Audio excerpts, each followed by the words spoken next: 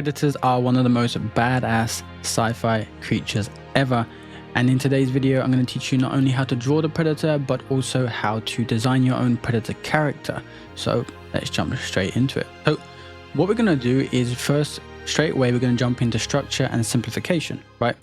This is one of the most important things to do, especially if you're new to art or if you're a hobbyist and you don't study art, on a professional level, every single day consistently. You want to simplify as much as possible. And not only that, when you want to design your predator character, you first need to do what I'm doing right now, and that is to do a study. You want to study your subject, in this case the predator, and you want to study the forms. But before you can do that, you have to simplify, because it is very complex. You've got armor, you've got clothing, you've got the anatomy. Now luckily, most of the anatomy of the predator is somewhat human. It's very close to a human. The only real difference is the head, right? The head is very, very different to ours. And that is where it gets the most complicated. And as you can see, I'm jumping in with a rough sketch now. I want to rough in the face. I'm starting off with the face because it is the most complex and the most different part of the entire process. And then I'm jumping straight into roughing out the anatomy and some of the armor shapes. But as you can see, even with the rough sketch, I'm still going slow. I'm not overcomplicating the forms. That is for when we do the clean line drawing, which we'll do later towards the end. So stick around to see all of the final pieces done at the end of the video. So as we come into the waistline here of the predator and the legs, we're going to finish off the rough sketch. With this, I decided to change up a bit, and I wanted to push that sword out more so we can actually see it, push it into the silhouette.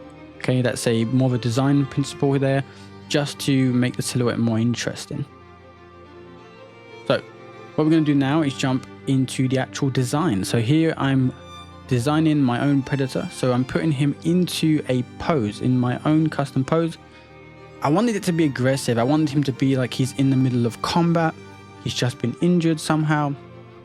What I decided to do is, I hadn't long watched Prey, okay, which was a pretty good Predator movie, and I wanted to show homage to that. So I decided, you know what, I'm gonna add in arrows. So he's gonna get hit by arrows. He's in the middle of combat, he's angry, he's ready to go, and he's hunting down his prey. So I want to get, hands are, I think we all as artists struggle with hands, but it is the second most expressive part of the body after the face. I wanted to add in that frustration and anger into the hands, so I tried to have them gripping, like anger that he wants to get stuck in and take out these people that are trying to hurt him.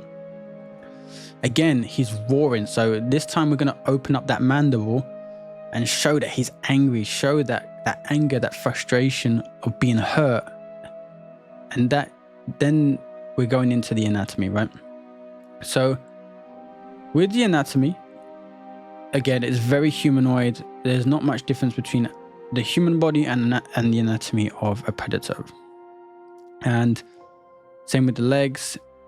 I decided to add a little bit more armor to this guy. As you will see, the armor I do on the second layer. I really recommend doing that because I always like to block in or rough in the anatomy, and then any clothing or outfits I will then add on top. Now, I could have done this with just the mannequin that you saw at the beginning. However, for me, I just find it a bit easier in my process to first rough in the anatomy of the character or creature and then add any armor or clothing on top, as you can see I'm doing here. Now here I'm adding in some bone necklace, okay, some stuff I saw on the reference, and we're roughing in those gauntlets, and I decided, you know what, let's have those blades sticking out, ready to take down these guys who just stuck 2 arrows in him. All right, because I would be pretty pissed if I got hit by 2 arrows. Now here we just finished up the rough sketch, and we're going to jump into the line drawings for the actual study that we did. Now here, just quickly before we get to the clean line drawings, I'm actually decided to design a mask. I wasn't going to at first, but then I thought, you know what, I want to design a mask for this guy.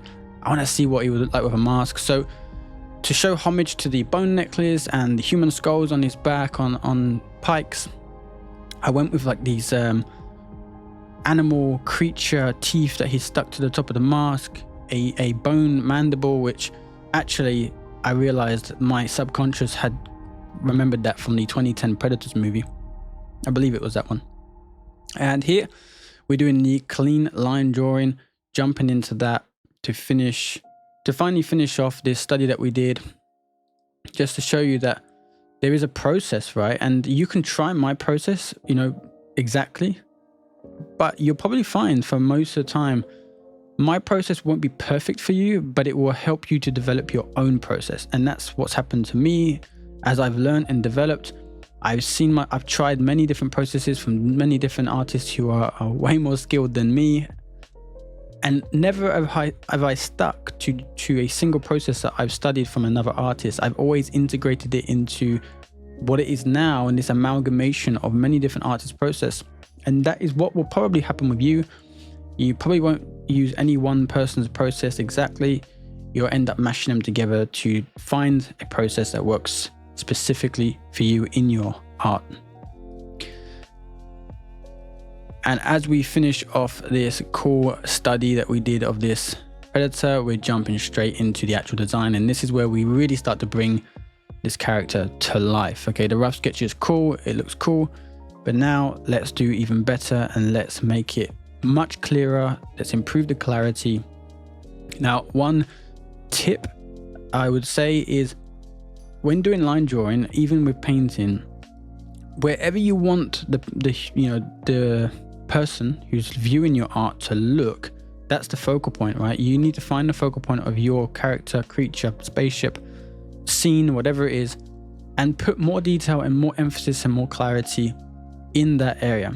So with characters and creatures, pretty much 100% of the time, we immediately look at the face, right? We look at the character's face, we look at the character's head or multiple heads, whatever it is, and then we work our way down the body. And very rarely do people really make it to the feet, and if they do, it's a quick glance and then maybe back up to look at the torso or the head, but it's always top to bottom. And here we are jumping into the render for the study.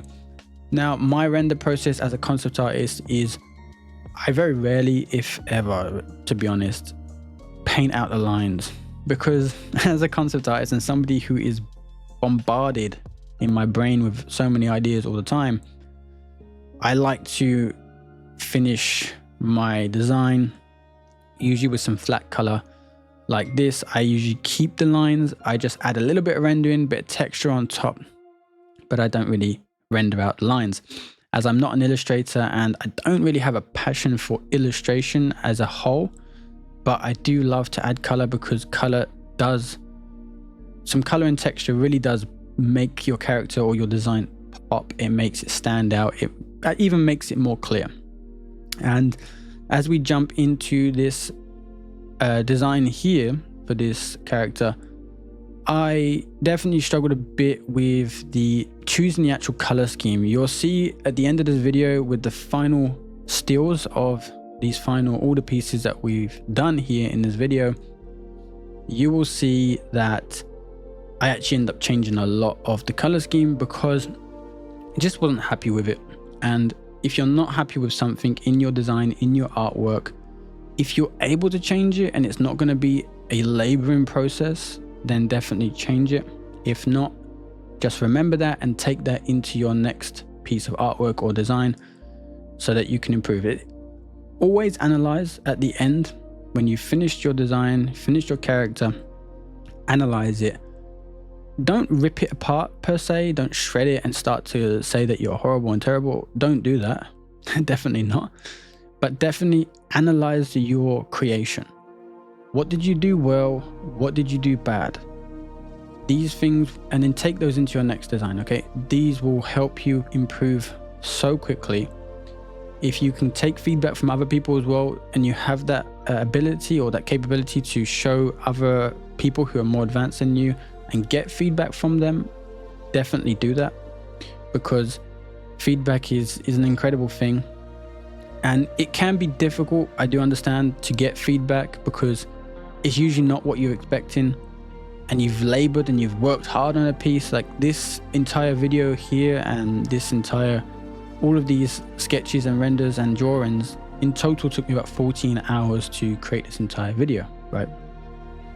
That is a long process. It's a lot of work and effort that I've put into trying to provide as much value as possible to whoever's watching this, to you guys watching this. And maybe, you know, most likely the video won't blow up and explode, right, into tens of thousands of views. And that can be hard, right? However, you take it on the chin. You know, how did I do in this video? What did I do good? What did I do bad? And just analyze, always analyze your creations. You will improve much quicker. And here we are with the final render. Okay, before we get into the well, I have a little bit of a surprise at the end after this one, but then we'll get into the final stills of all of the creations.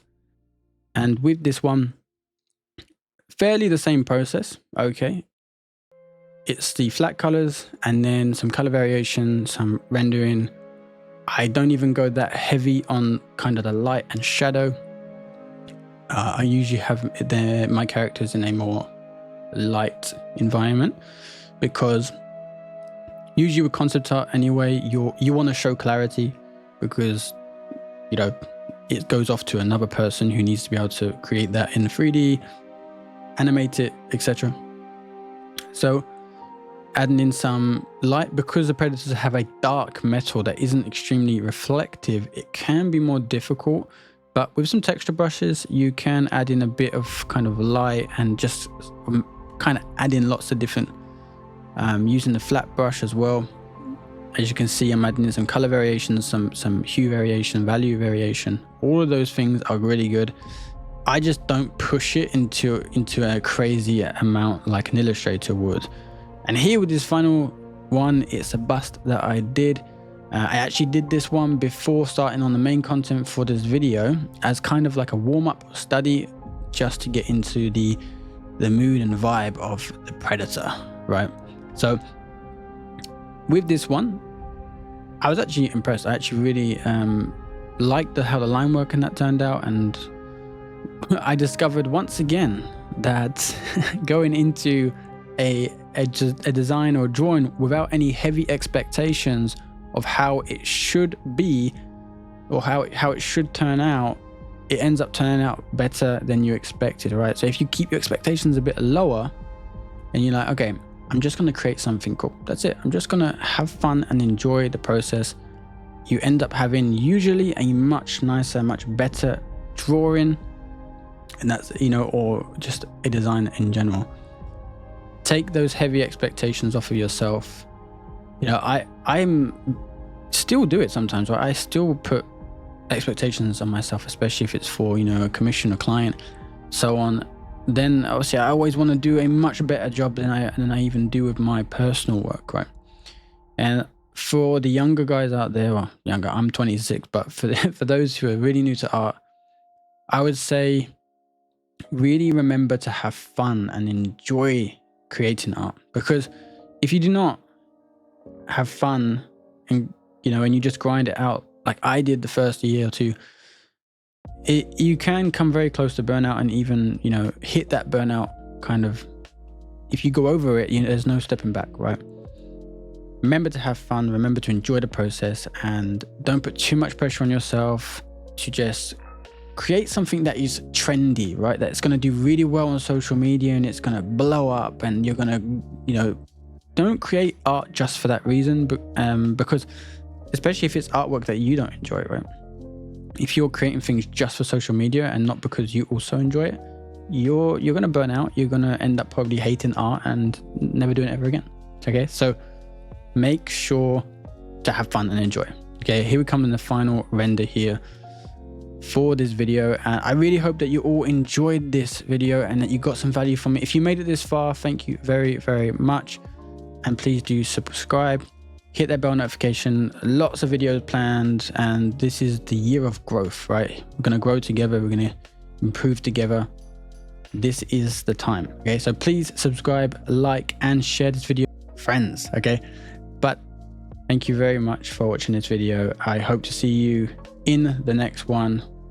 Goodbye. Enjoy the rest of the video.